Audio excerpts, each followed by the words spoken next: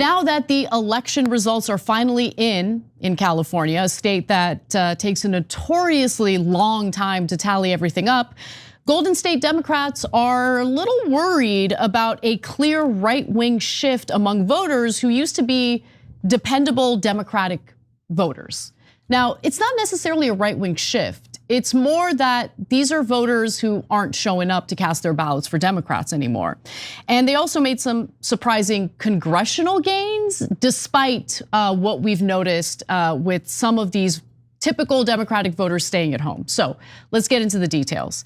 First, important to know that Trump flipped 10 counties red, and the state GOP picked off 3 legislative seats despite being vastly outspent. Okay, so that's some of the evidence that there's been a little bit of change in California, which is a deep blue state. So the biggest shift to the right is seen among Latino voters in the state, which is a huge blow to the Democrats, clearly. Historically, Democrats had been able to solidify support among Latino voters in California thanks to backlash over a previous proposition. It was known as Proposition 187. And that was an initiative that was targeting immigrants in the country illegally. And that moved Latino voters decisively toward the Democratic Party. However, now polling suggests that the Prop 87 era is over. And Latino voters, unsurprisingly, are concerned about affordability in a state like California. High taxes, high housing prices, and they feel that the Democratic Party hasn't done enough to help them with this. So a post-election poll conducted by a Democratic pollster named David Binder found that affordability and high cost of living in the state were the preeminent concerns among California's Latino voters. More than 3/4 of respondents said that California state government policies made prices much higher or somewhat higher. 53% disapproved of how the government is addressing the economy, including jobs and the cost of living.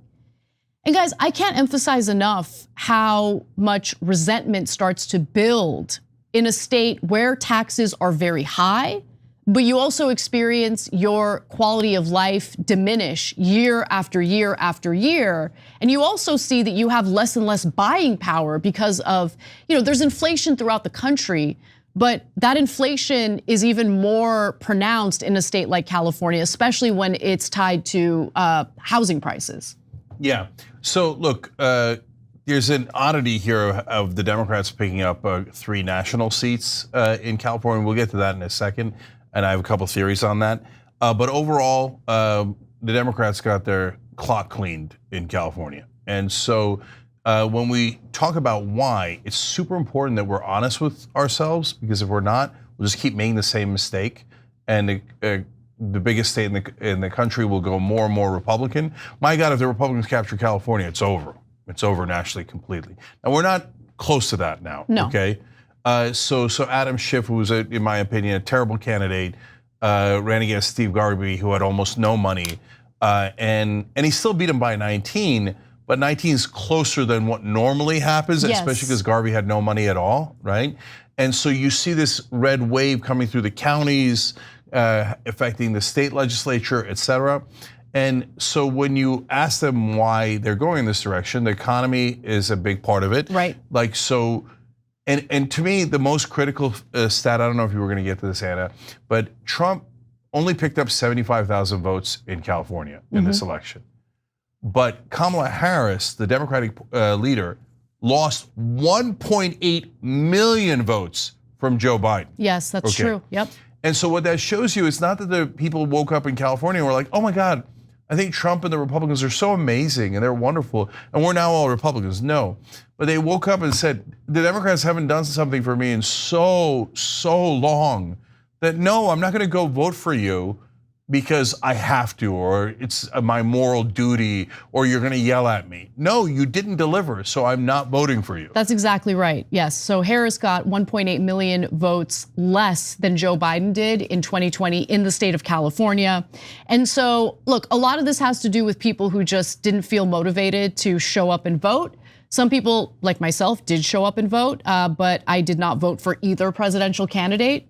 And so, huge swaths of Latino voters specifically decided, I'm not gonna vote for a presidential candidate here. And overall, there was a 9-point drop in voter turnout in the state. Now, a Republican consultant by the name of Mike Madrid says, I really want people to understand that the lack of voting, the lack of civic engagement is in and of itself a political statement. I totally agree with that. He continues, they finally left the bad relationship where this person is telling them over and over, I understand you, I get your needs, I hear what you're telling me, but then does not produce over and over and over again. Now they're finally saying, you know what, I'm out. And then the final statement from Mike Madrid is, in many ways, that's worse for Democrats. And this is so true. They really do have a hill to climb here, because they're not going to be able to get those voters back until they establish trust. So there's a really big burden on them, especially when the primary driver of affordability is housing. It's not like you can solve this by the midterms. And so this piece focuses on the uphill battle for Democrats in the state of California leading into the 2026 midterm elections. And by the way, in 2026, California is electing a new governor, thank God. So we'll see how that all plays out. But there are the ballot initiatives as well, because I think that's where it's become abundantly clear that voters in California have reconsidered their more left-wing positions on certain issues. So California voters actually approved 8 out of the 9 general election ballot measures endorsed by the state's Republican Party. The 9th, they just remained neutral on, and that was the one that would amend California's state constitution to protect gay marriage. Also, Prop 36, which imposes stricter penalties on some theft and drug crimes, easily passed with 70% of voters in favor of it. And that reversed a decade-long trend in the state of California that embraced criminal justice reform and basically went against the more tough on crime policies. Yeah, so when they ask folks, why you either went in Trump's direction or Republican direction or didn't vote, the 2 things that stood out by far the most were Democrats don't deliver. What have we been telling you on the show for 20 straight years? You gotta deliver. If you don't deliver, at some point you're gonna lose these folks. And you can scream at them all you want. Oh, if you're a Latino, you must vote Democrat. Well, not anymore. They don't feel any obligation to. Number 2 reason was crime. And what did we tell you over the last 2 years? Crime, right? Yeah. And a lot of folks yelled at us and said, no, let's all pretend it doesn't exist. You can pretend all you like. The voters actually feel it or they don't feel it. And it's not about just right-wing narratives or messaging, et cetera, because what was the equivalent of Prop 36 to increase penalties was tried 2 years ago and it didn't, I think 4 years ago, and it didn't work because people didn't feel crime. Now they feel the crime and they're like, oh yeah.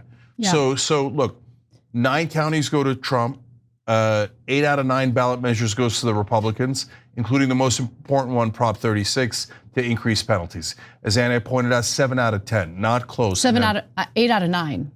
No, 7 out of 10 voters on Prop 36. Oh, sorry about that. Yeah, you're right. And that's in a massively Democratic state, right? Mm-hmm. So now when you go to the oddity of the Democrats who won the national seats, congressional seats, as the red wave was taking over California otherwise.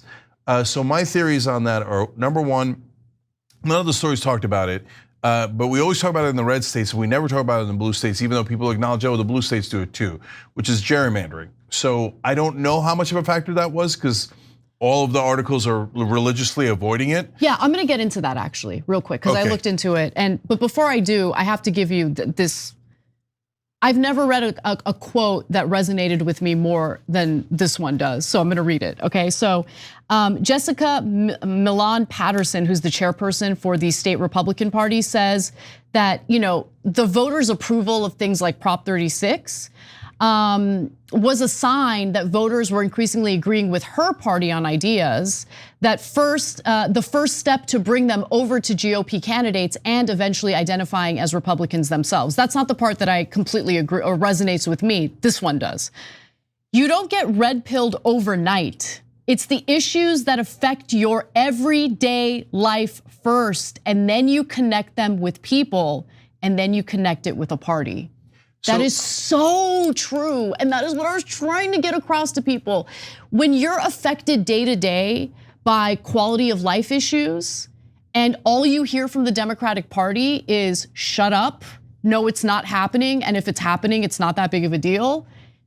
Man, that really does red pill people. It builds resentment toward the party. And I really think that Democrats need to pivot away from that, because they're gonna keep losing if they think that that type of treatment of voters, that type of disrespect toward voters is gonna get them anywhere. So look, I do something that apparently not a lot of other people in politics or media do. I talk to normies, people who don't follow politics and news religiously, right? And so in California, whenever you talk to normies and you ask them about Biden, what's the first thing they would say? Too old. Every single person, Democrat, Republican, it didn't matter, because they all have eyes. And so if you're not watching Morning Joe and having him brainwash you every morning about, no, he's young and dynamic, you're gonna see Biden once, twice and go, oh, he's way too old, what's he doing running for office, right? But in the case of California, specifically in this topic that we're talking about, every single normie said crime's out of control. We're worried, we're scared, we're nervous. I had a friend that had this happen to, I had this that happened to that. So you see it in the stats, you see it in the anecdotes, you see it in every single normal person that you talk to. So when our side said no, they're all being, nervous Nellies for no reason. They're imagining it. What it did was it doubled down on their anger towards Democrats. Because they said, number one, I'm angry at you because there's crime and you're not doing anything about it. And number two, when you gaslight me and tell me there is no crime, then I'm starting to get mad at you, right? Yep. And so that's when the red pilling happens. Yeah. So we're trying to block that, stop that from happening. And you've seen some of the fights that have happened on our side. But so let me get back to why the Democrats is the national level one in California, because one is partly gerrymandering. Anna, you said you were going to get into that. I don't know if you've got more on that. Secondly, we had way more money than the Republicans did in California. So we were not only able to spend more money on ads, but we got out the vote better. We did same-day registration. And some of these we barely won by like 800 votes and 160 votes, et cetera. And so we did a good job with that and had more money. But finally, the issues mattered, because none of them ran on democracy. None of them ran on what the Biden and Kamala Harris ran on. Correct. They all ran on three major things. One is get prices down, okay? Like kitchen table issues, economic issues. Number two, abortion. Abortion made a huge difference in California, and it made people reluctant to vote for Republicans on the national level, because we know abortion's not getting taken away in California, but we're worried it might get taken away nationally if you send the wrong people to Congress. By the way, California voters, that's super rational. Way to go. You voted at the local level in the way that you want, but at the national level, you did the right thing by voting for Democrats so your abortion rights don't get taken away, in my opinion. And lastly, and this one's super important, they all ran on pro-Prop 36. Yeah, they did. They all said, let's increase the penalties for crime, and they won. So they were able to take that wave of Prop 36, and instead of trying to fight against it, it would have washed them out. They joined it so that they could actually win, because they were, not because they're bad guys, but because they were actually addressing what their voters wanted. Exactly, you're exactly right about that. Thanks for watching The Young Turks, really appreciate it. Another way to show support is through YouTube memberships. You'll get to interact with us more. There's live chat, emojis, badges. You've got emojis of me, Anna, John, JR, so those are super fun. But you also get playback of our exclusive member-only shows and specials right after they air. So all of that, all you gotta do is click that join button right underneath the video. Thank you.